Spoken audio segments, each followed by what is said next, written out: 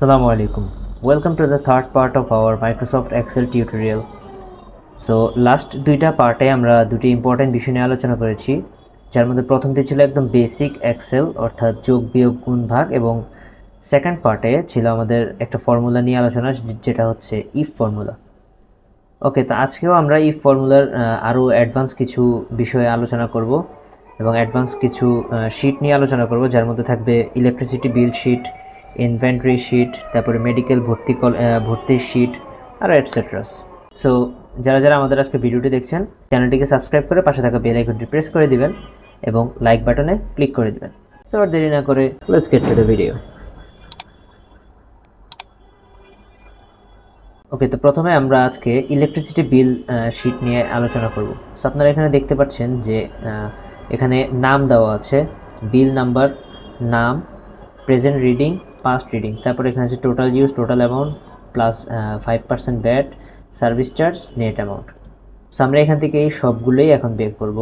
যে প্রথমে টোটাল ইউজটা বের করব, তারপর total amount, VAT, service charge, net amount.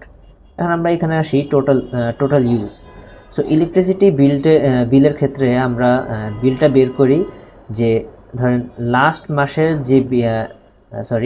মাসের যে ইউজটা আছে তার সাথে আমরা প্রেজেন্ট মাসের ইউজটাকে আমরা একত্র করে দেন যত ওয়াট ইউজ করা হবে, অর্থাৎ যত ইউনিট ইউজ করা হবে তত ইউনিটের উপর আমাদের টোটাল ইউজটা বের হবে।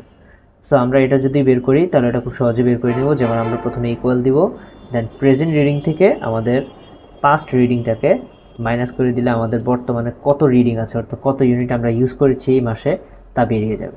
সো আমরা গত মাস এবং বর্তমান মাসের রিডিং মিলে আমরা এই মাসে মোট 120 ইউনিট ইলেকট্রিসিটি ইউজ করেছি। সো এটা যদি আমরা ড্র্যাগ করে দিই তাহলে আমাদের পুরোটা শিটে চলে আসবে যে কে কত ইউনিট ইউজ করেছে এই মাসে। তো এটা তো ছিল কীভাবে আমরা টোটাল ইউজটা বের করব।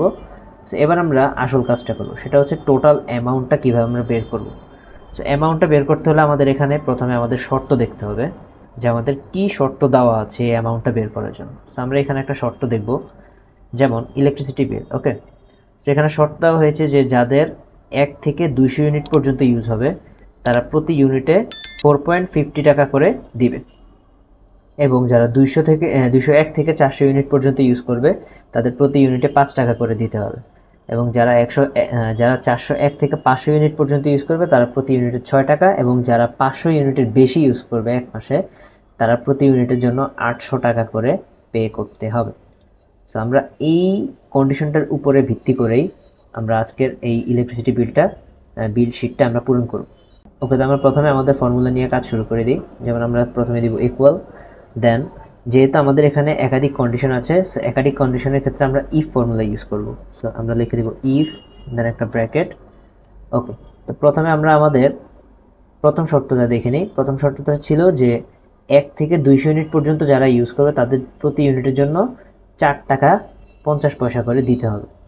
সো এখানে আমরা লিখে নেব প্রথমে ইফ লিখে, ওকে, তারপর আমরা এখান থেকে টোটাল ইউজটাকে সিলেক্ট করে দেব। টোটাল ইউজ সিলেক্ট করে আমরা এখানে লিখে দেব যদি, অর্থাৎ টোটাল ইউজটা যদি কম অথবা সমান হয় কত, 200।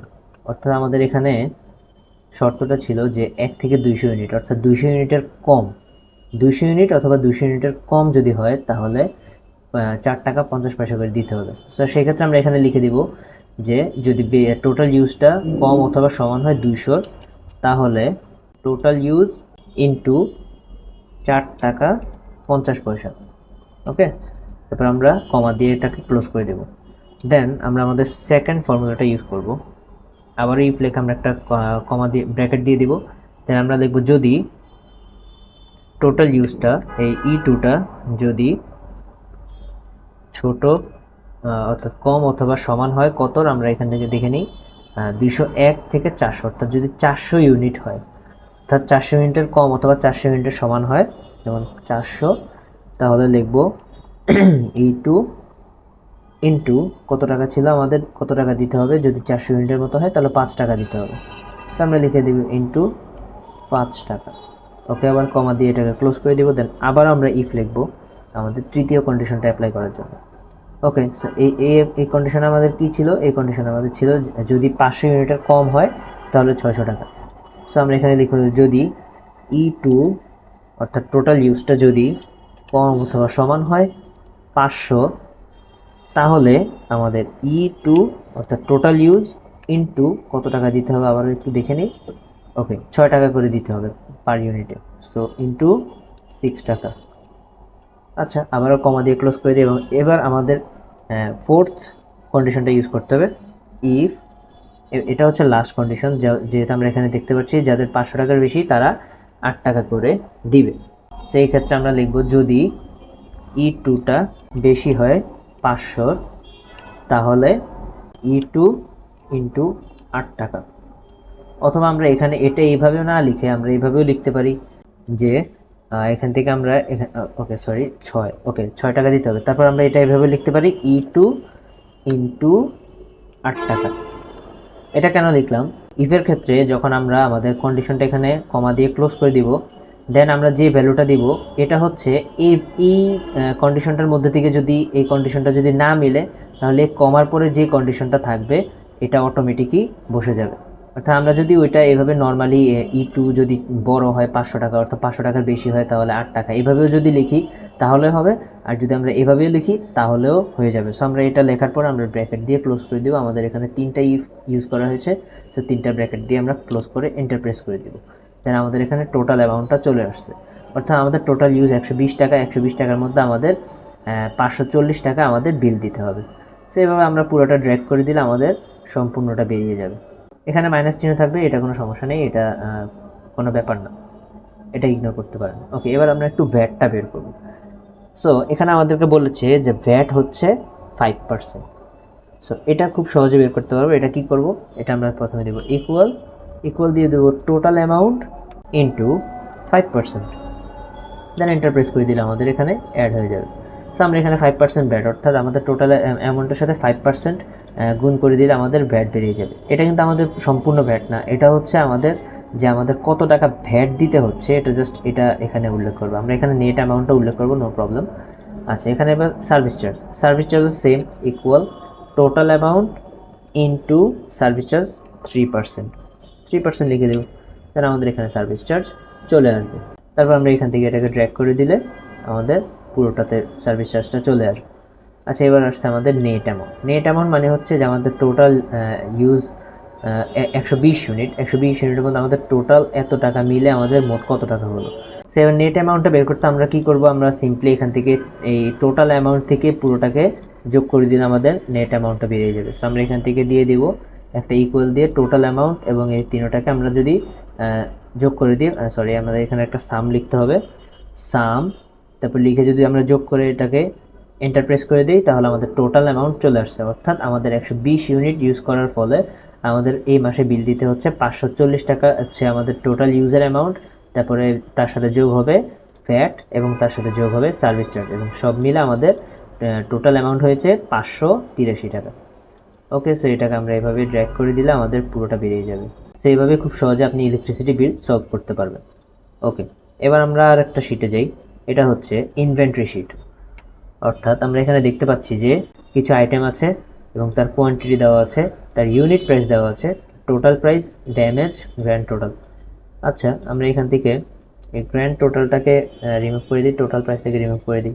তো আমরা এটা কীভাবে করবো, আমরা জানি কোয়ান্টিটির সাথে ইউনিট প্রাইসটা গুণ করে দিলে টোটাল প্রাইস বেরিয়ে যায়। আমরা এখান থেকে equal quantity into unit price enter press করে দিলে আমাদের টোটাল প্রাইসটা বেরিয়ে যাবে। এখান থেকে ড্র্যাগ করে দিলে আমাদের সম্পূর্ণটা বেরিয়ে যাবে। তারপর আমরা এখান থেকে ড্যামেজ হওয়ার পর আমাদের গ্র্যান্ড টোটাল কত হলো, এটা আমরা কীভাবে বের করব। এটা বের করতে হলে আমাদের প্রথমে কী করতে হবে, একটা ইকুয়াল দিতে হবে, দেন আমরা একটা ব্র্যাকেট দিয়ে নেব, ব্র্যাকেট দিয়ে দেন আমরা এখান থেকে কোয়ান্টিটি থেকে মাইনাস করে দেব ড্যামেজকে, মাইনাস করে দেন আমরা এখান থেকে একটা ব্র্যাকেট দিয়ে দেন আমরা দিয়ে দেব ইনটু ইউনিট প্রাইস। ওকে, সো এটা দেওয়ার পর আমরা এখান থেকে এন্টার প্রেস করে দিলে আমাদের গ্র্যান্ড টোটাল বেরিয়ে যাবে। অর্থাৎ টোটাল প্রাইস এত, 20টা ড্যামেজ হওয়ার পর আমাদের এখন বর্তমানে টোটাল এত। সো আমরা এখান থেকে একটা ড্র্যাগ করে দিলে আমাদের পুরোটা বেরিয়ে যাবে। তো এইভাবে খুব সহজে ইনভেন্টরি শিটও আপনি সলভ করে নিতে পারবেন। ওকে, সো এবার আমরা আমাদের থার্ড শিটে যাই। থার্ড শিটটা হচ্ছে ওয়েজ শিট মানে তো আপনারা এখানে দেখে বুঝতেই পারছেন যে কিছু ওয়ার্কার আছে, ওয়ার্কারের ওয়ার্কিং আওয়ার আছে, ওভারটাইম আছে, তারপর পেমেন্ট। তো আমাদের ওয়ার্কিং আওয়ার এবং ওভারটাইমের উপরে আমাদের পেমেন্টটা বের করতে হবে। তো এখানে আমরা একটু খেয়াল করব যেমন প্রথমে আমাদের এখানে ওভারটাইম বের করতে হবে। প্রথমে আমরা জানি ধরেন একটা কোম্পানিতে সর্বোচ্চ ওয়ার্কিং আওয়ার হচ্ছে 8 ঘন্টা। সো 8 ঘন্টা কাজ করলে সে প্রতি ঘন্টার জন্য সে 40 টাকা করে পাবে। এবার আমাদের ওভারটাইমটা বের করতে হবে। ওভারটাইমটা কীভাবে বের করবো, আমরা একটু ওভারটাইমটা বের করে নিই। যেহেতু আমরা জানি যে একটা কোম্পানি, ধরেন আমরা যে কোম্পানির ওয়েবসাইটটা এখন বের করব, এই কোম্পানির ওয়ার্কিং আওয়ার হচ্ছে 8 ঘন্টা। সো আমরা এখান থেকে ইকুয়াল দিব, দেন ওয়ার্কিং আওয়ার মাইনাস 8 দিয়ে দেবো, তাহলে আমাদের ওভারটাইমটা বেড়ে যাবে। অর্থাৎ আমাদের ওয়ার্কিং আওয়ার তো 8 ঘন্টা, তো আমাদের এখানে যত ঘন্টা এখানে কাজ যারা যে যত ঘন্টা করছে তা থেকে আমরা যদি 8 মাইনাস করে দিই তাহলে আমাদের ওভারটাইমটা বেড়ে যাবে। সো সে ওয়ার্কিং আওয়ার হচ্ছে তার 8 ঘন্টা, তার মধ্যে সে কাজ করছে 10 ঘন্টা, তো 10 ঘন্টার মধ্যে ওভারটাইম হচ্ছে তার 2 ঘন্টা। আমরা এখান থেকে এটাকে ড্র্যাগ করে দিলে আমাদের সবগুলো বেরিয়ে যাবে। বেরিয়ে যাওয়ার পরে আমরা এখান থেকে আবার পেমেন্টটা বের করবো। পেমেন্টটা কীভাবে বের করবো, তো এখানে আমরা একটু একটা জিনিস খেয়াল করি, সেটা হচ্ছে প্রথমে আমাদের ওয়ার্কিং আওয়ারের ক্ষেত্রে আমরা 8 ঘন্টা যেহেতু আমাদের মূল ওয়ার্ক টাইম, সো ওই 8 ঘন্টায় আমরা যখন কাজ করব তখন আমাদের মূল বেতন হবে হচ্ছে প্রতি ঘন্টার জন্য 40 টাকা করে। সো আমরা এখানে একটা হিসাব করে নিই, যেমন ইকুয়াল 40 ইন্টু 8, অর্থাৎ প্রতি ঘন্টার জন্য 40 টাকা করে, মোট কত হয় 320 টাকা হয়। আচ্ছা, এটা আমরা হাতে রাখলাম। সো ওভারটাইম যদি করে কেউ, সো ওভারটাইমে প্রতি ঘন্টা ধরা হবে 60 টাকা করে। সো ওভারটাইমের মধ্যে প্রতি ঘন্টা আমরা হিসাব করব 60 টাকা করে। আচ্ছা, এটা আমরা এখানে লিখে রাখলাম যাতে আমরা ভুলে না যাই। আচ্ছা, 60 টাকা করে আমরা হিসাব করব। এবার আমরা একটু পেমেন্টটা বের করার চেষ্টা করি। পেমেন্টটা কীভাবে বের করব, পেমেন্টটা এবার আমরা খুব ইজিলি বের করতে পারবো। যেমন ইকুয়াল, প্রথমে দিয়ে দিব আমরা ওয়ার্কিং আওয়ার, প্রথমে আমরা দিয়ে দিব ওভারটাইম ইন্টু 60 দিব। কেন? কারণ ওভারটাইমের সাথে 60 টাকা আমাদের গুণ করতে হবে, যত টাকা হবে তত টাকা, অর্থাৎ আমাদের ওভারটাইমের সাথে 60 টাকা গুণ করে দিব। দেন আমরা এখান থেকে প্লাস করে দিব, প্লাস এই যে 320 টাকা আমরা এখানে 320 লিখে দিব। কেন 320 লিখলাম? কারণ প্রথমত আমাদের 320 টাকাটা তো এখানে দিতে হবে, কারণ সে ওয়ার্কিং আওয়ারের যে টাকাটা সেটা সে পাবে। বাট ওভারটাইমের উপরে সে ওভারটাইম ইন্টু 60 টাকা, অর্থাৎ সে প্রতি ঘন্টার জন্য সে 60 টাকা করে পাবে। তো ওভারটাইম সে যদি 2 ঘন্টা সে ওভারটাইম করে, তাহলে 60 দুগুণে 120, সে 120 টাকা পাবে। তো এটা আমরা 120 এভাবে না লিখে আমরা এখান থেকে ওভারটাইমটা সিলেক্ট করে দেন ইন্টু 60 টাকা, অর্থাৎ সে প্রতি ঘন্টার জন্য 60 টাকা করে পাবে। দেন আমরা এখান থেকে এন্টার প্রেস করে দিলে আমাদের পেমেন্টটা বেরিয়ে যাবে। এখান থেকে আমরা ড্র্যাগ করে দিলে আমাদের সবার পেমেন্টটা এখান থেকে ইজিলি বেরিয়ে যাবে। ওকে, তো এটা ছিল ওয়েজ শিট, যে কীভাবে ওভারটাইম বের করে দেন এখান থেকে পেমেন্টটা বের করবেন। সো এইগুলোর ক্ষেত্রে কিন্তু আপনারা মুখস্থ কিছু করতে পারবেন না, এটার ক্ষেত্রে আপনাদেরকে এখানে অবশ্যই একটা শর্ত থাকতে হবে, শর্ত ছাড়া এখানে কোনো ফর্মুলা ইউজ করতে পারবেন না। আচ্ছা, সো ওয়েজ শিটের কাজ গেল। এবার আমরা আরেকটা শিট দেখি, সেটা হচ্ছে মেডিকেল অথবা বিশ্ববিদ্যালয় ভর্তি শিট। আচ্ছা, সো আমরা এখানে দেখতে পাচ্ছি কিছু নেম, অনেকগুলো মানুষের নেম, অনেকগুলো স্টুডেন্টের নেম দেওয়া আছে, প্রায় 30 জনের স্টুডেন্টের নাম দেওয়া আছে এখানে। দেন তাদের এসএসসি মার্ক এবং এইচএসসি মার্ক। ওকে, সো এখানে ধরেন আমাদের শর্তটা দেওয়া হলো যে এসএসসি এবং এইচএসসির মোট জিপিএ তাদের 8 হইতে হবে। যদি টোটাল মার্ক, অর্থাৎ এসএসসি এইচএসসি মিলে যদি তাদের জিপিএ বা মার্ক যদি 8 হয় তাহলে তারা ইয়েস, আর না হলে নো। আমরা এখানে ইয়েস নো জায়গায় আমরা এখানে সিলেক্টেড এবং রিজেক্টেড লিখে দিই, যেমন সিলেক্টেড বা রিজেক্টেড। ওকে, রিজেক্টেড লিখে দিলাম, সিলেক্টেড বা রিজেক্টেড, আমরা এটাই বের করব। ইয়েস নো না, আমরা সিলেক্টেড এবং রিজেক্টেড লিখব। আচ্ছা, তো প্রথমে আমাদের টোটাল মার্কটা বের করতে হবে। টোটাল মার্ক কীভাবে বের করবো, আমরা অল্টার ইকুয়াল দিলে আমাদের টোটাল মার্কটা এখানে চলে আসবে। অল্টার ইকুয়াল মানে হচ্ছে ওই সাম করবো আর কি, এটাকে যোগ করব। আচ্ছা, সো যোগ করার পর আমরা দেখতে পাচ্ছি যে আমাদের সবার টোটাল মার্কটা এখানে চলে আসছে, অর্থাৎ এসএসসি এবং এইচএসসি মিলে তাদের এত মার্ক হয়েছে। সেবার আমরা আমাদের শর্তটা অ্যাপ্লাই করব। শর্তটা কী ছিল, যে মোট, অর্থাৎ এসএসসি এইচএসসি মিলে যদি তাদের 8 হয় তাহলে সে সিলেক্টেড, আর না হয় সে রিজেক্টেড। সো আমরা এটা এইভাবে লিখতে পারি যে ইকুয়াল ইফ ফর্মুলা দিব, অর্থাৎ আমাদের এখানে বেশি ফাংশন আছে, এটা লজিক্যাল ফাংশন। সো আমরা সেই ক্ষেত্রে ইফ ফর্মুলাটা ইউজ করব। ইফ ফর্মুলা ইউজ করার পর তারপর আমরা এখানে একটা ব্র্যাকেট দিয়ে দেবো। ব্র্যাকেট দিয়ে দেওয়ার পর আমরা এখানে লিখে দিব মার্ক, অর্থাৎ এই মার্কটা D2টা যদি বড় অথবা সমান হয় 8-এর। কেন? কারণ আমাদের শর্ত ছিল যদি 8 হয়। ওকে, সো 8 প্রয়োজন, সো 8 অথবা তার বেশি হলে আমাদের এখানে সিলেক্টেড হবে, না রিজেক্টেড।